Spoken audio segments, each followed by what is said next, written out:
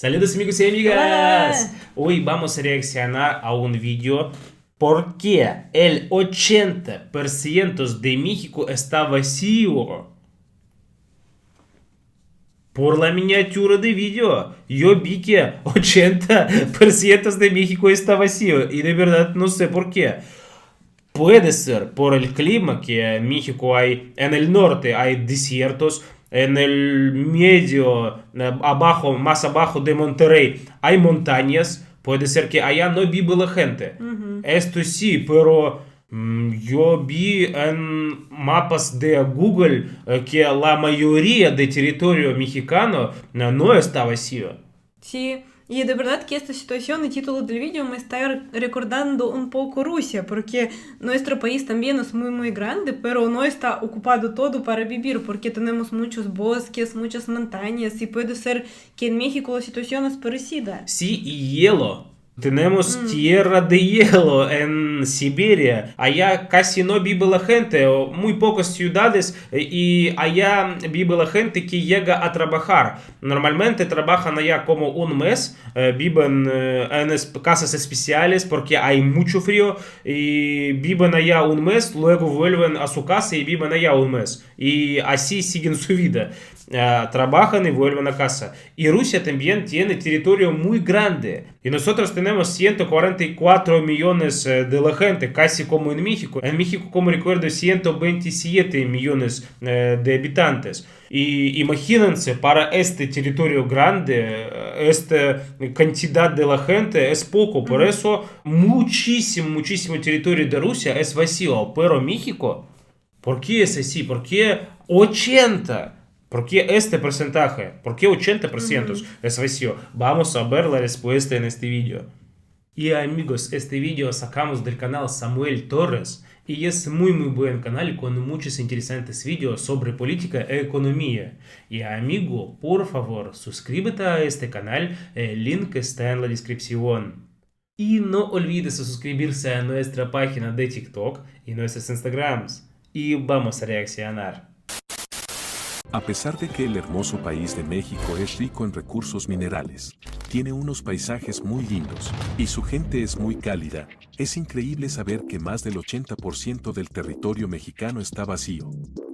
Así es, gran parte de la población está concentrada en el centro del país, mientras que el resto de las zonas tienen muy poca gente o están completamente desoladas. México es un país bastante extenso, lleno de recursos y maravillas provenientes de la naturaleza. Sí. Realmente no tiene nada que envidiarle a ningún otro país, y su riqueza es lo que ha hecho que esta nación tenga una población próspera de 130 millones de personas. Así En es. México somos 126.014.000 habitantes de acuerdo con los resultados del Censo de Población y Vivienda 2020. En México somos 126.014.024 habitantes, reveló el INEGI. Los propios gringos se están volviendo cada vez más dependientes de México. Sin embargo, hay un fenómeno bastante curioso. A pesar de ser uno de los países más grandes del mundo, gran parte de su territorio está desocupado. La mayoría de la población está concentrada en el centro, algo que ha llamado la atención de muchos investigadores y expertos de economía y sociología. Pero lo que muchos no saben es que existen muy buenas razones por las cuales ocurre esto. ¿Por qué el 80% del territorio mexicano está despoblado? ¿Por qué gran parte de la población está en el centro? ¿Qué ocurre con la población en las fronteras? Siempre es buen momento para conocer más acerca de este hermoso país, así que no te vayas a perder este video, donde vamos a hablarte acerca de este curioso fenómeno poblacional. México es uno de los países más grandes e importantes de la era moderna. Actualmente viven más de 128 millones de personas en el país, lo que hace que México sea una de las 10 naciones más grandes del mundo. Pero estos 128 millones de personas están distribuidas en un patrón geográfico bastante desigual, el cual podría parecer un poco extraño. Verás, una buena porción de la población de México vive en una franja estrecha que se extiende a lo largo del centro del país. ¿Dónde es Ciudad de México? Esta franja ¿O Estado de México? representa solo el 18% de las tierras totales disponibles en el territorio. A pesar de ser un porcentaje tan pequeño, hay más mexicanos viviendo en este espacio que en el 82% restante del país. Esto significa que la densidad de personas en esa diminuta franja es aproximadamente 5 veces mayor que en la gran mayoría del territorio mexicano. Lo más impresionante es que este patrón se ha mantenido a lo largo de los siglos. Hace 130 años, alrededor del 55% de la población vivía dentro de la misma franja que hoy, mientras que el 45% restante vivía en las otras zonas de México. Pasó el tiempo, y la mayoría de la población sigue concentrándose en un mismo lugar, pese a haber aumentado exponencialmente. Esto hace que muchos se pregunten por qué la mayoría de los mexicanos han vivido en menos de una quinta parte del territorio disponible del país. La explicación sencilla a este fenómeno es que las realidades que definen a la geografía mexicana han empujado a la población a vivir en esos lugares. Por ejemplo, estas zonas son las que tienen el mejor clima en comparación al resto del territorio, lo que hace que una gran parte de la Sí, el población clima es se importante. concentre en ellas. Sigues aquí, nos haces un favorcito, ayúdanos a correr este video hasta el final para apoyar este canal, ¿nos ayudas? En comparación, toda la tierra al norte está dominada por desiertos, donde es casi imposible producir suficientes alimentos para mantener a una población grande. Por otro lado, el territorio del sur es un denso bosque lluvioso con biomas Sí, es la selváticos. selva. Este tipo Pero de en selva se puede biomas son vivir. más complicados de adaptar a la población por muchas razones distintas. Ni siquiera se podrían pavimentar caminos, cosa que es importante porque sin carreteras no podría existir. Chiapas es muy poblado, ¿no? No Otro de sé. los problemas que empuja a la población hacia el centro de México es la agricultura y su relación con los entornos o biomas disponibles. Tratar de sembrar algo en lugares como selvas o junglas podría resultar demasiado difícil, ya que la mayoría de los nutrientes van a ser aprovechados por el resto de la vegetación que ya se encontraba allí. Pues, A eso hay que añadirle los insectos, hongos y bacterias que podrían robar los nutrientes de los cultivos o incluso dañarlos directamente. En pocas palabras, el suelo es prácticamente estéril si hablamos de actividades de siembra. Hay quienes sugieren hacer una tala de árboles para liberar el espacio y así eliminar esos problemas, pero eso sería otro inconveniente más. Los talados de árboles solo suelen empeorar la calidad del suelo, por lo que luego haría falta utilizar cantidades muy grandes de fertilizantes para compensar el daño ocasionado. Incluso con todo ese esfuerzo, podría continuar existiendo el problema de las plagas que destruirían los cultivos, lo que obligaría a los agricultores a usar pesticidas. Entonces, tratar de hacer agricultura en estos lugares puede ser un proceso demasiado ineficiente y costoso, especialmente cuando lo comparamos con los lugares donde ya se está desarrollando la agricultura. entonces es difícil como en norte como el tanto en centro de sur. México. Ahora bien, otra razón más por la cual una gran parte de la población mexicana está reunida en el centro, es porque Cerros. México es uno de los países más montañosos del mundo. Dicho así no parece tener verdad. mucho sentido, pero el inconveniente con las montañas es que dificultan Y muchísimo. volcanes también, trasladarse hasta volcanes. Muchos volcanes. Recorrerlas es complicado, y es más complicado aún tratar de construir infraestructura en ellas que faciliten la movilización y transporte entre sectores del territorio. Sí. Sin embargo, las montañas también tienen aspectos muy positivos. Poseen tierras bastante fértiles, ya que la mayoría de estas montañas son volcanes. Las zonas volcánicas siempre han sido excelentes para los cultivos de los valles, Ah, esto yo no sabía. nutrientes y minerales. Yo pensaba al Se puede revés. decir que son áreas que están fertilizadas por la mismísima naturaleza. De hecho, fue en una de estas zonas que nacería el maíz, uno de los alimentos más importantes en toda la historia de la humanidad. Entonces, solo alrededor del 12% de la tierra de México es realmente apta para la agricultura, y la gran mayoría de estas tierras está dentro de estos valles volcánicos. A eso hay que sumarle que, en la época precolombina, el Valle de México también albergaba 5 grandes lagos y numerosos ríos. Había suelos fértiles y agua dulce para hacer agricultura a gran escala. El único problema fue el transporte a lo largo de las montañas, pero eso fue algo que los valles de México pudieron solucionar gracias a los lagos que tenían. Algo interesante con respecto a todo esto, es que aquí fue uno de los pocos lugares del mundo donde se comenzó a desarrollar la agricultura, sin la influencia de otras naciones o imperios.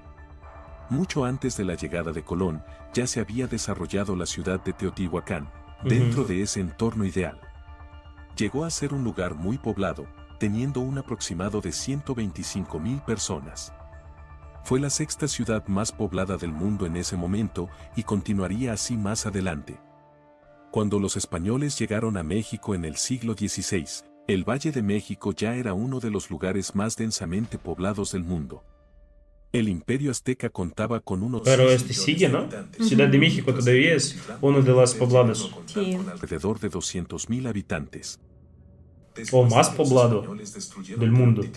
Ciudad de México, Sí. no, más no creo. Pero uno de los más poblados sí. La política y cultural de México a lo largo de la historia. El núcleo de la Ciudad de México existe a una altura de alrededor de 7,800 pies sobre el nivel del mar. Y de ese mismo modo, 4 de las 10 ciudades más grandes de México se encuentran a más de 7,000 pies de altura. Esto es algo que no se vería en ningún otro lugar, incluyendo Estados Unidos. Pero no todo podía ser perfecto. Tener a tanta gente en lo alto de las montañas iba a tener sus desventajas también.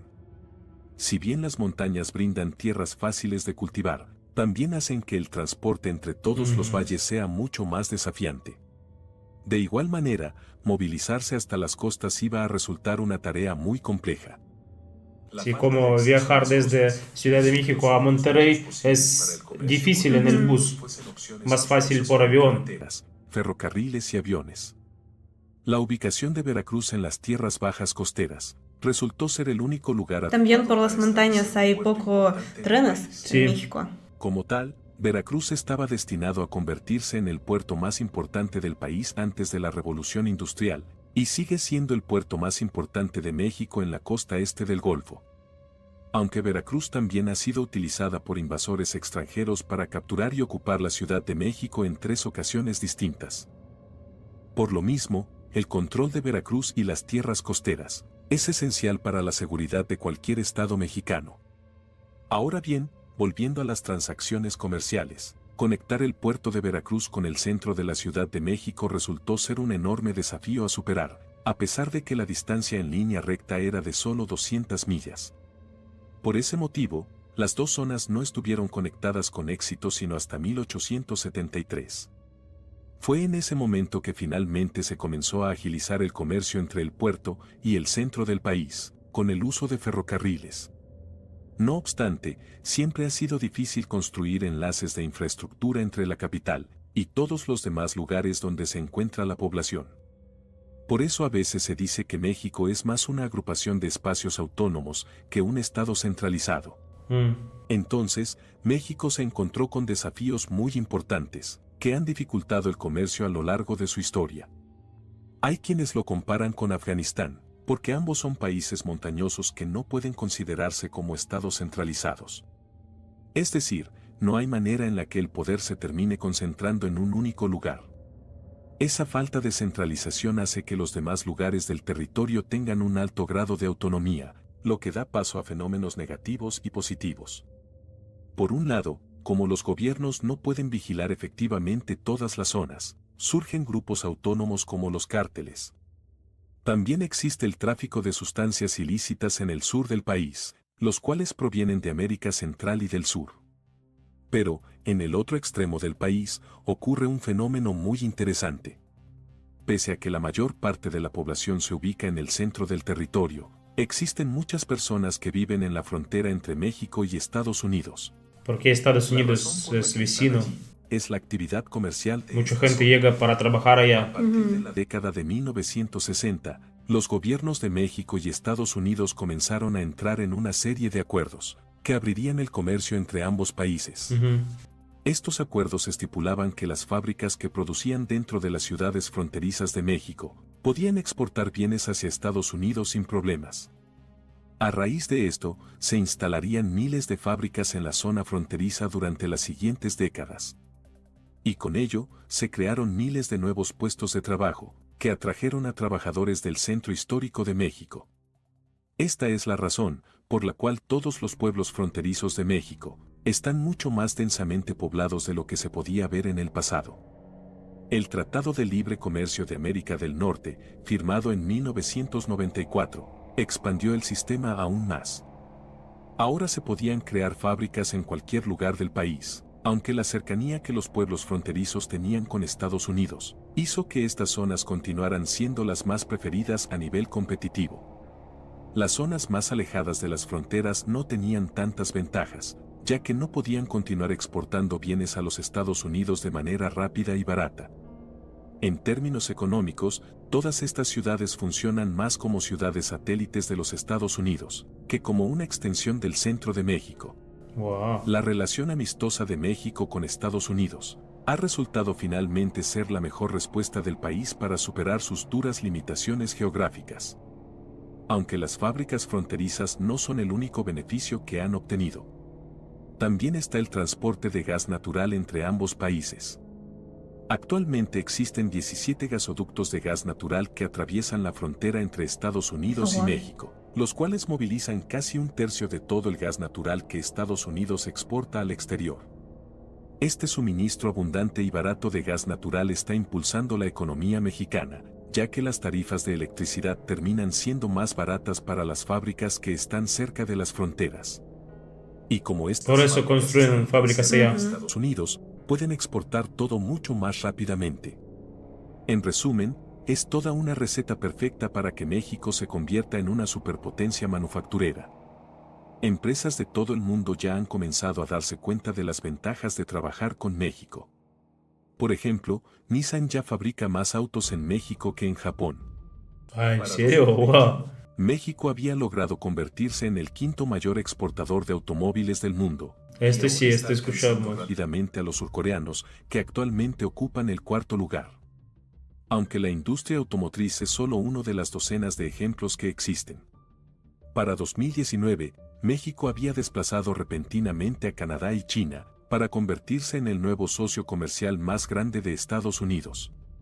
Esta es una posición que probablemente mantendrá en el futuro debido a todas las ventajas que ya hemos discutido.